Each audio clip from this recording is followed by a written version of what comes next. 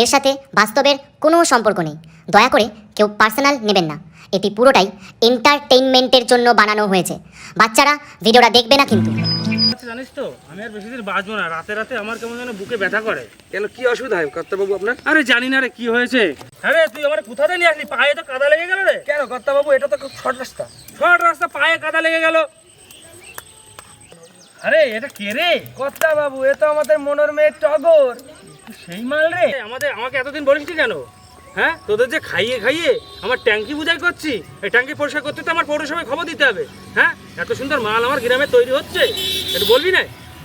এই মালটার সাথে একটু কথা বলে আসি, বুঝলি তো? কর্তাবাবু, মালটা তো মন্টার। ও শুয়োর বাচ্চা সব জায়গায় থাকে, আমার সব কাজে বাধা দেয়। ওর এইটার দিকেও নজর ওর।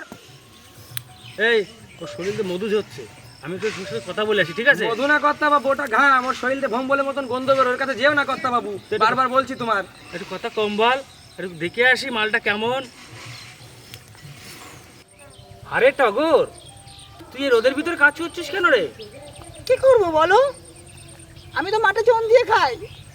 আরে টগর, আমার বাসায় কাজ দেবো তোকে। চ, এসির মধ্যে থাকবি, শোয়া জায়গায়।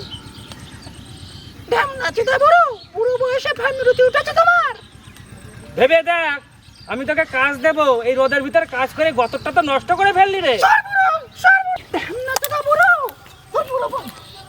ভেবে দেখিস, ভালো একটা অফার দিলাম, শোয়া জায়গায় কাজ করবে, এই রোদের মধ্যে ফুল তুলছিস, গতরটা তো নষ্ট হয়ে গেল। আরে বিয়ে করবি? কাকে কর্তাবাবু? এ বয়সে কে মেয়ে দেবে? টগরকে পেলেও নয়। হ্যাঁ দেখো, জিভে জল চলে এসে ছেলের। ভেবে দেখতাম।